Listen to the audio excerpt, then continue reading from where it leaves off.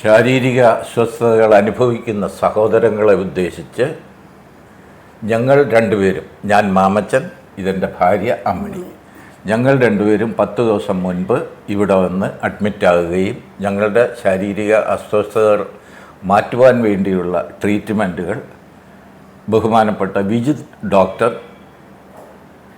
ഞങ്ങൾക്ക് നൽകുകയും എല്ലാവിധത്തിലുള്ള സജ്ജീകരണങ്ങളും ഞങ്ങൾക്ക് ആവശ്യമുള്ള രീതിയിൽ അദ്ദേഹം ഇനിഷ്യേറ്റീവ് എടുത്ത് ഞങ്ങൾക്ക് ചെയ്തു തന്നു. ഞങ്ങളുടെ 9 ദിവസത്തെ ട്രീറ്റ്മെൻറ്റ് കഴിഞ്ഞ് ഇന്ന് ഞങ്ങൾ ഹോസ്പിറ്റലിൽ നിന്ന് ഡിസ്ചാർജ് വാങ്ങി വീട്ടിലേക്ക് പോവുകയാണ്.